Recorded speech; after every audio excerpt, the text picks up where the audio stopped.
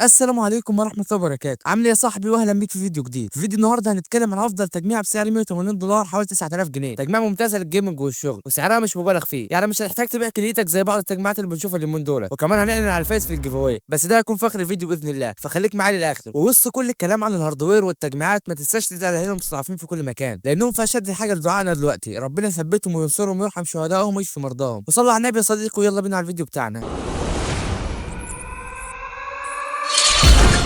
اول قطعه هنبدا بيها وهي المعالج، والمعالج اللي معانا النهارده هو الرايزن 5 2600. في البدايه وقبل ما ندخل على مواصفات المعالج اقول لك سبب اختياري ليه. اول سبب خلينا اختاره انه بيقدم قيمه مقابل السعر، لان المعالج سعره اقل من $45 وهيديك اداء كويس للجيمنج والمونتاج. وكمان اخترته بسبب قابليه التطوير، لانه شغال على سوكت اي ام 4. تقدر تركب على السوكت ده معالجات ال 5000 من رايزن، يعني عندك امكانيه في التطوير كويسه جدا. وكمان سحب الطاقه بتاعه مش عالي، لانه بيسحب 65 واط، معنى كده انه مش هيحتاج تبريد قوي. تعال بقى نتكلم عن مواصفات المعالج. المعالج نزل في 2018 وكان نازل ينافس معالجات الاي 5 8 من انتل، وكان ضربه قويه لانتل لانه معالج زي الاي 5 8400 جايب 6 كور ولكن من غير هايبر ثريدنج، وده معناه انه الجيل الثامن اقل في الاداء. على الناحيه الثانيه بقى الرايزن 5 2600 جايب 6 كور و12 ثريد، فكان متفوق بفرق كويس، وكمان كان ارخص من الجيل الثامن. والبوردات اللي كانت بتدعمه ما كانتش غاليه على عكس البوردات اللي كانت بتدعم الجيل الثامن، زائد انه في قابليه للتطوير افضل. وكمان 12 كور قصاد 6 كور في الاي 5 8400، ده معناه ان الرايزن افضل في اي حاجه ثانيه غير الجيمنج. ومع كسر السرعه كان بنفس الاداء. اي ام دي وقتها كسبت المنافسه تماما في الفئه المتوسطه، وعلى الناحيه الثانيه انتل حست بالخطر، وده اللي خلاهم يزودوا عدد الانويه في الجيل التاسع، لكن برضه بدون هايبر ثريدنج. واخيرا انتل ضافتها في الاي 5 جيل العاشر عشان تعرف تنافس اي ام دي. الله اكبر عليك! ايه الحلاوه دي؟ ايه الحلاوه دي؟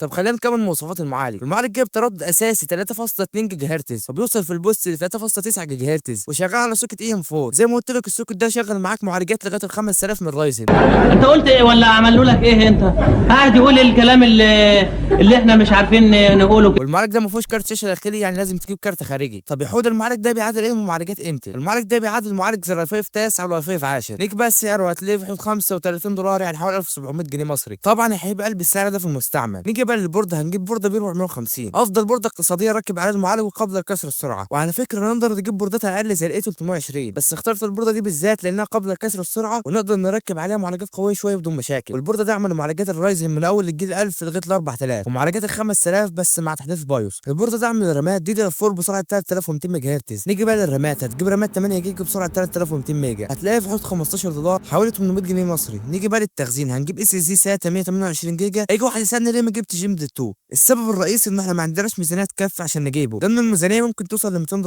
او 10000 جنيه. وهنجيب اس دي 500 جيجا سعره في حدود $6 او 300 جنيه مصري. بعد اذنك كده بنبص للساده المشاهدين وقول لهم يعملوا لايك وسبسكرايب. طب تعالى بقى للكيسه والباور. في الميزانيه ديت الشكل مش هيفرق معانا قوي، هنجيبها كيسه عاديه ب 300 جنيه مثلا. وبالنسبه للباور بقى هنجيبها باور بسعر 800 جنيه. في باور كويس من كل المصر، هسيب لك صوره له. نيجي بقى لكارت الشاشه، وتقريبا باقي معانا $50 لكارت الشاشه. هنجيب كارت ار اكس 75، بس اختبر الكارت كويس عشان ما تلبسش في كارت تعدين. لو عايز تبعد عن حوارات التعدين ممكن تجيب جي تي اكس 1050 2 جيجا او جي تي اكس 960 2 جيجا. الكروت دي اقل من 570، بس هي خيار كويس اللي عايز يبعد عن حوارات التعدين. انا هختار كارت ار اكس 75، بس لازم تشتري من شخص ثقه ويديك ضمان كويس وافتح اختبارات العاب للكارت، ولازم تتاكد من البايوس انه سليم ومش متعدل. تعال نتكلم عن مواصفات الكارت. الكارت من اصدار 2017. الكارت بيجي بنسختين، نسخه 4 جيجا و8 جيجا. التجميع دي هنجيب نسخه 4 جيجا جي دي 5 وبيسحب 150 واط، يعني بلاش تجيب باور اقل من 450 واط. الباور اللي معانا هيشغله بدون مشاكل باذن الله. وغالبا الكارت بيحتاج وصلة 8 بن، وبعض النسخ بتحتاج وصلة 6 بن. نيجي بقى لسعر الكارت، هتلاقيه في حدود 2500 ل 2800. دي مواصفات التجميع كامله يا صديقي. تعال بقى نشوف اختبار سريع للالعاب وارجع اقول لك على امكانيه التطوير في التجميع.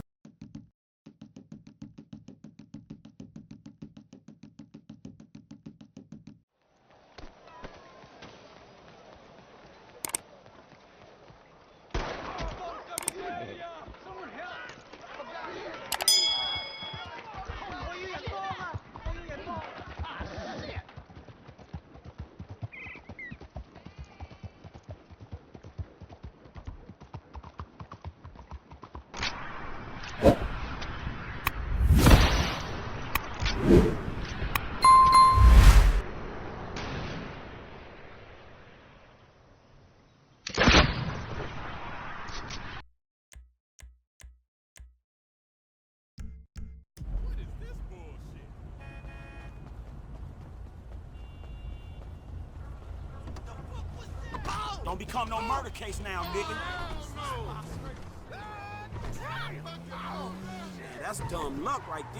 تعالى بقى يا صاحبي لامكانيه التطوير. اولا نقدر نطور المعالج بدون ما نحتاج نغير البورده. ممكن نجيب معالج زي الرايزن 5 5600 هديك اداء افضل حوالي 50% بدون ما نحتاج تغير اي حاجه ثانيه. وممكن تجيب معالج زي الرايزن 7 5700 اكس. ثانيا بقى كارت الشاشه، الكارت اللي معانا كويس في الفئه الاقتصاديه، بس لو عايز تاخد اداء افضل ممكن تجيب كارت زي الار اكس 6600 او الار اكس 3060. وعندنا رامات 8 جيجا مش افضل حاجه حاليا، عشان كده تبقى تطور ل 16 جيجا. وعندنا التخزين برضه مش افضل حاجه، نقدر نطوره. يعني ممكن نجيب ام دي 2 ان في ام اي 1 تيرا مثلا عشان تاخد سرعه اعلى، لان الهارد السات العادي سرعته مش افضل حاجه. بالنسبه بقى للكيسه والبار، عندنا كيسه عاديه ممكن نجيب كيسه بتهويه كويسه وتديك شكل افضل. طبعا لو حابين نطور كارت الشاشه هنحتاج نجيب بار 600 واط او 550 واط. تعال اقول لك خلاص الكلام اللي قلته ده كله. ارخص تطوير ممكن تعمله انك تطور الرامات ل 16 جيجا وتبدل التخزين لان في ام اي. افضل تطوير بقى تقدر تعمله انك تبدل كارت الشاشه لكارت بتاع الار اكس 6600. طب لو عايز تطور تطوير كامل بقى، بدل المعالج لمعالج زي الرايزن 5 5600، بدل كارت الار اكس 3060 او ار اكس 6600 وتطور الرامات والتخزين. دي كانت افضل التطويرات اللي تقدر تعملها عشان تاخد افضل اداء ممكن. وصلنا للحظه اللي كل مستنيها. في ناس كتير شاركت وكنت اتمنى اكسبكم كلكم، لكن للاسف الجائزه واحده بس وليس باليد حيله. تعالوا نشوف مين الفائز المحظوظ بالكيبورد.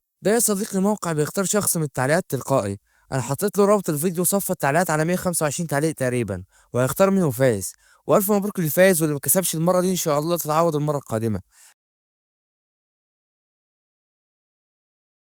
ده الفايز اللي معاه النهارده. انا مش عارف اقرا الاسم اللي كاتبه، بس ان شاء الله نتواصل معاه ونوصل للكيبورد.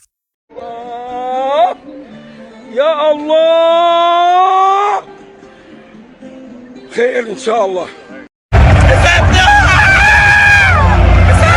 الف مبروك يا صديقي، ربنا يبارك لك فيه. هسيب لك رقمي في الوصف عشان تتواصل معايا ونتفق على طريقه الاستلام. وان شاء الله الفيديو القادم هطمن المتابعين ان الكيبورد وصل لك، وهارد لك لكل اللي شاركوا. مش عايز اللي ما كسبش يزعل. مش بعيد ان شاء الله الجيف اواي القادم يكون من نصيبك، بس خليك متابع القناه. يا دنيا، ايه وراكيش غيري ولا ايه؟ وبس كده يا صديقي، وبكده نكون وصلنا لنهايه الفيديو. شفنا مع بعض افضل تجميع بسعر 180 دولار و9000 جنيه، وعرفنا ازاي تقدر تاخد افضل اداء باقل سعر، واعلنا عن الفائز بالجيف اواي. والف مبروك ليه المره الثانيه. ما تنساش بقى تعمل لايك وتشترك في القناه لو لسه ما اشتركتش، وتفعل زر الجرس عشان يوصلك كل جديد. اكتبي في الكومنتات ايه رايك في التجميع، ولو عندك اي اقتراحات للفيديوهات الجايه. وافتكر دايما الدعاء لاهالينا المستضعفين في كل مكان، ربنا ينصرهم ويثبتهم. وبس كده يا صاحبي، سلام.